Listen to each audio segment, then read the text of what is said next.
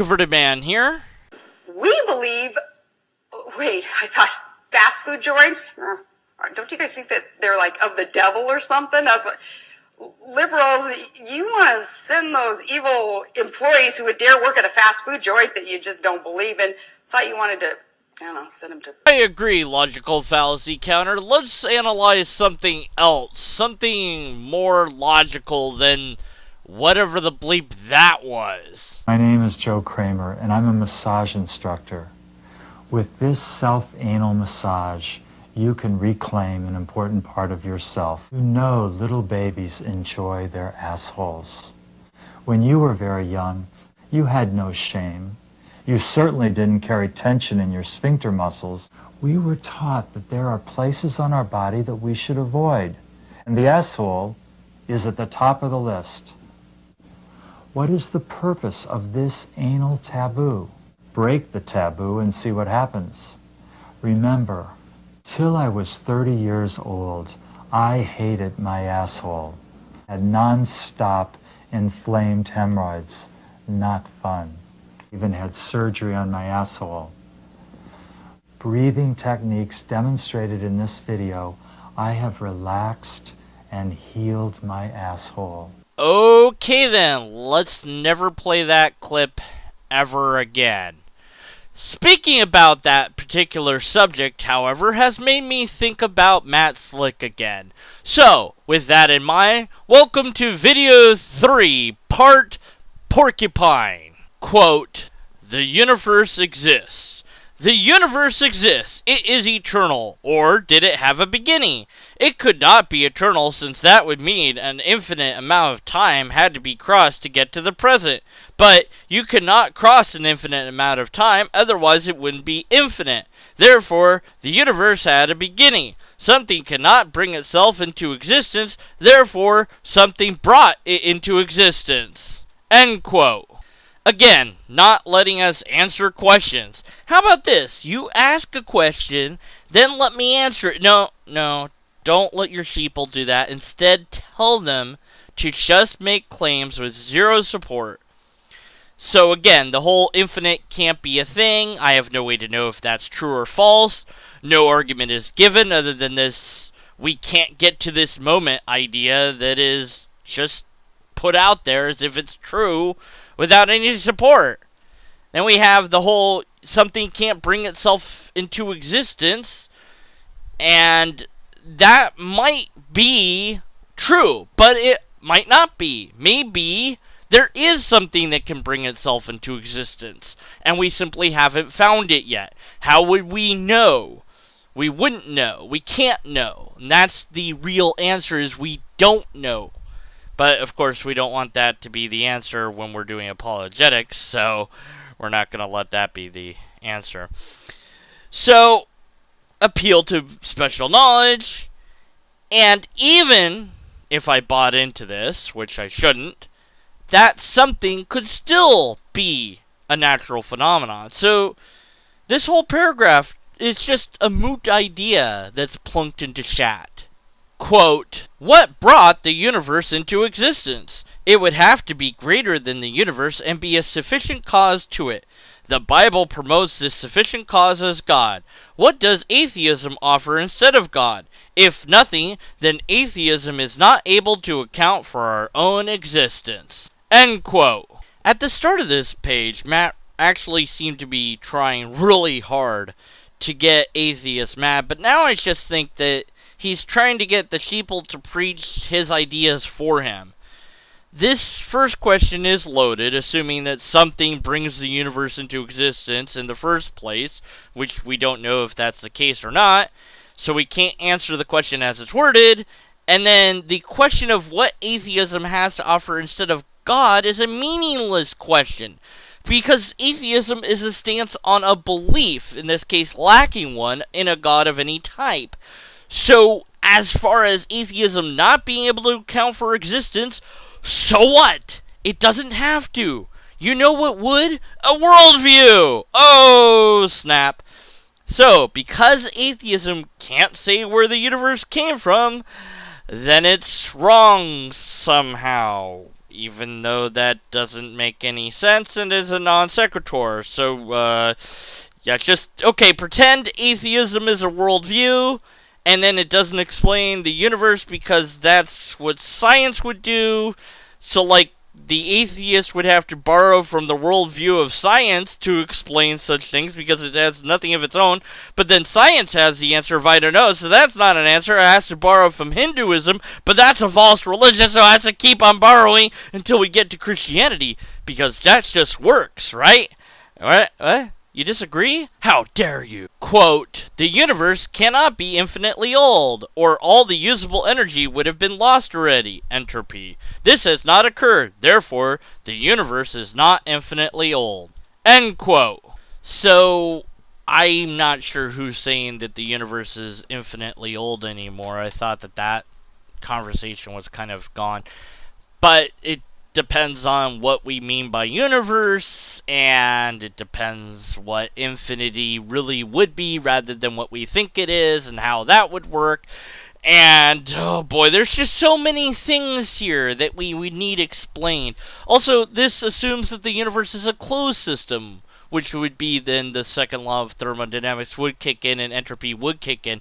But if the universe isn't a closed system, then that doesn't apply, and then the universe could be infinitely old, or the universe that created this universe could be infinitely old, or who knows? I don't know, man. Anyways, I guess you're just supposed to throw it into chat just to see how those pesky atheists react. And you might as well just put, like, I don't know, Hitler was an atheist into chat. But I think Matt Slick's above that, right?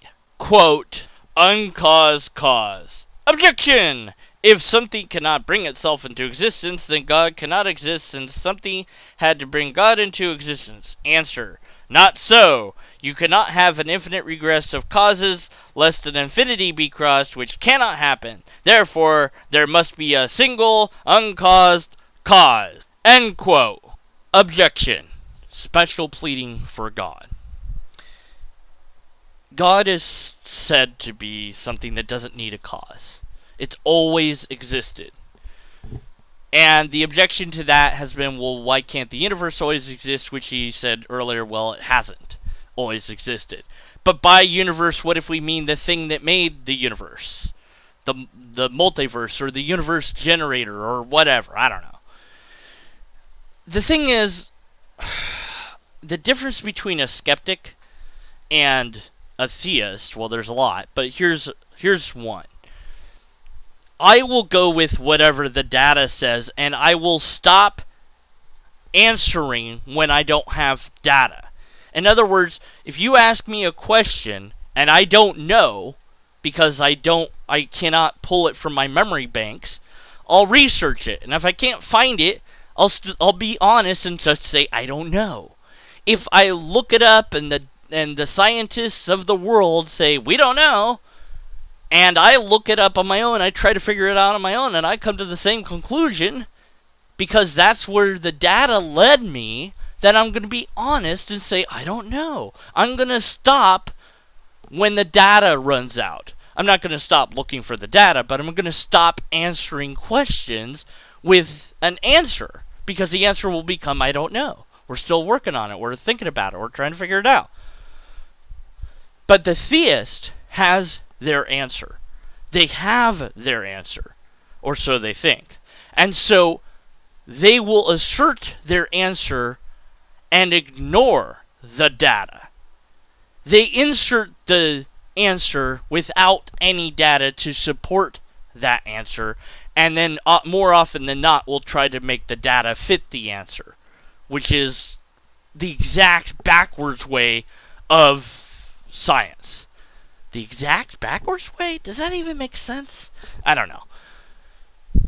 But I want you all to really not miss this. If we're going to allow special exceptions to be made for anything, whether it's God or energy or whatever, we've left logic behind already.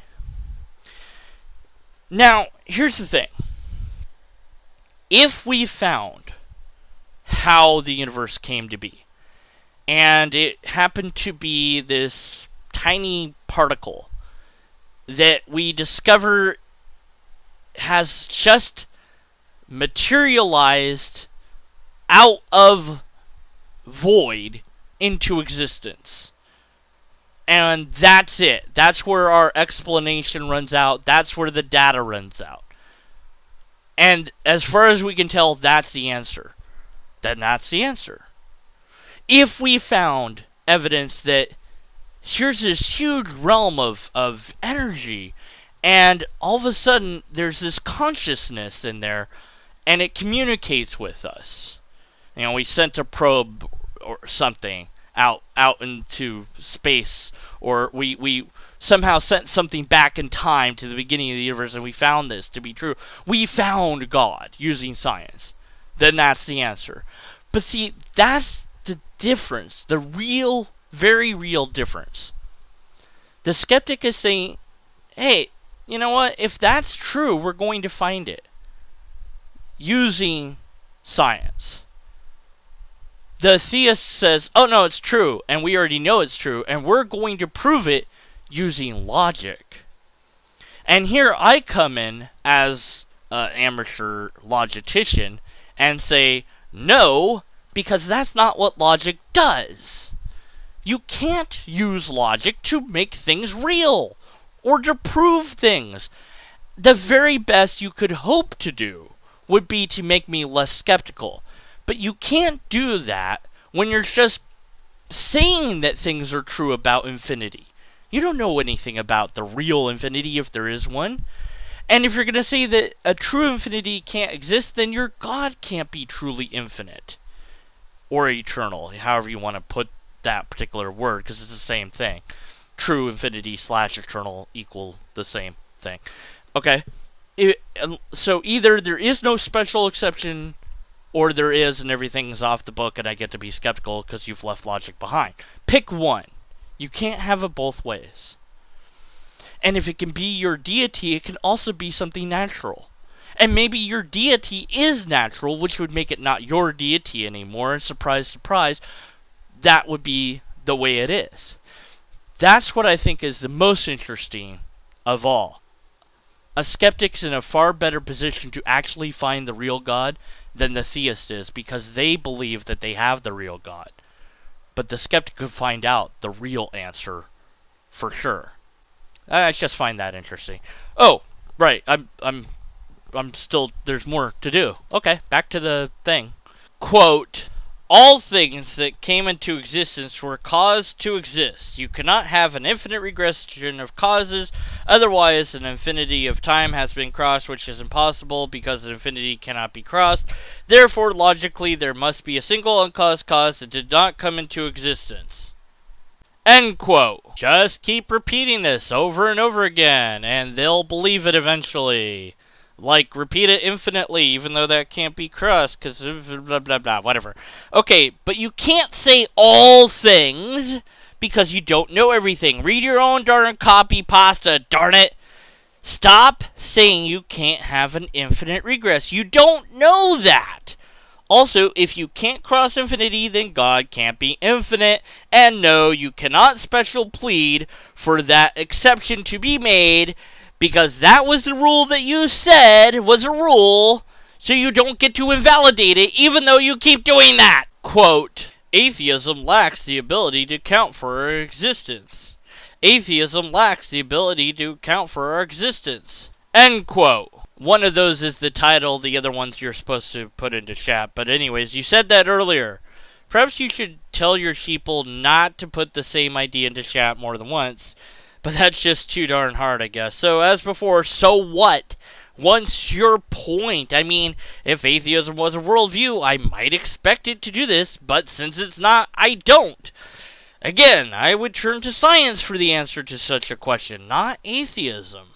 Quote, where did the universe and us come from? End quote. I don't know about the universe. That's a well-formed question because it assumes the universe came from somewhere. As far as humans, we came from primates, that came from lower life, etc., etc., biological evolution.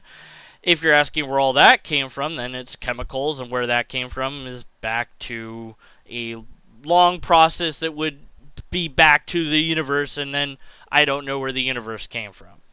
Okay. Or even if that's the right question to ask. Quote, atheism can only offer an impersonal cause. End quote. No, because atheism says nothing on what the cause would be or would not be. It says nothing about those things. That would be cosmology. Okay, Slick, Sheeple, I know it's asking a lot out of you, but please wrap your brains around this. Atheism is a lacking of God. It is a non-belief. That's it. However you want to phrase it, it doesn't say anything about the universe or its origins, and that's it. It says nothing other than we lack this belief in a thing that you call God.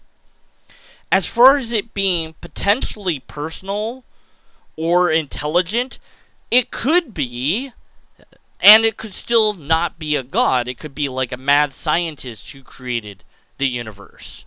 And technically speaking, an atheist could believe in that. I wouldn't want them to, because I'm a skeptic and I don't believe anything without empirical evidence, repeatable, or at the very least a logically coherent argument.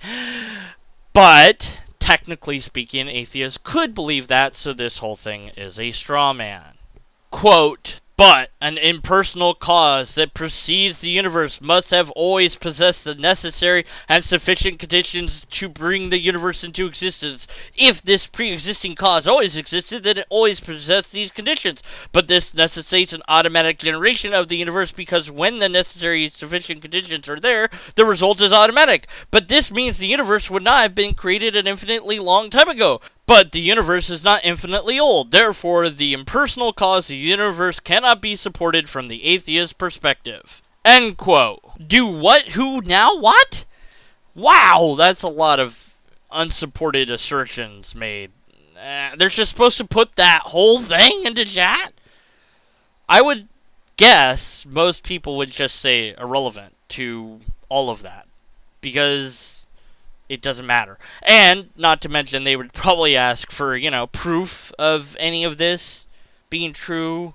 So I suppose maybe out there in La La Land, there's a strawman atheist who claims how the universe came to be from some impersonal cause, but I've never encountered them or seen them in writing. But maybe they exist. Sure, why not? But again, that's not my argument, and it wouldn't be the argument of most people, so this whole thing is nothing more than a straw man. Of course, none of this is really meant to respond to the atheist, and how could it? It's just a copy-pasta that you're supposed to see how they react to it. This really just goes into the whole black and white thinking promoted by Slick, that since we don't believe in a god, we must therefore believe that X is the cause of the universe. But that just isn't the case. I certainly have no idea what, if anything, is or isn't the cause of the universe, or even if it had a cause. That's something I leave completely up to cosmologists. It's not me, the skeptic, or me, the atheist, that needs to answer that question. It would be science that would answer that question by looking at the data. The data that we don't have for any of the things that you've said so far. Quote, atheism lacks the ability to account for moral absolutes. End quote. So does being a Republican. Okay, so remember from way back, Slick made up the idea of what a worldview was? Right, okay, so let's see if being a Republican is a worldview according to Slick. Backtrack to that quote way back in video 1. So I'm only going to change the word atheist to Republican. Changed quote. A worldview is a perspective that someone has with which he interprets experience. Republicans is a worldview, or at least part of a worldview, because Republicans have presuppositions with they interpret the world. End changed quote. So, Given that Republican is a worldview, it also doesn't do any of the following: account for our existence, the universe's existence, give us meaning or purpose, account for morals, explain human nature, allow us to make time machines, or tell me how to build my catapult pancake. So, that must mean that Republican is wrong, I guess, or lacking in some way, shape, or form. Because it can't do any of those things, so it must borrow those ideas from some other worldview. Maybe the worldview of lobsterist. So, eat that, Republicans. Yeah, pwned. Now, I want you to post this in chat rooms with Republicans in them and see how they react. ...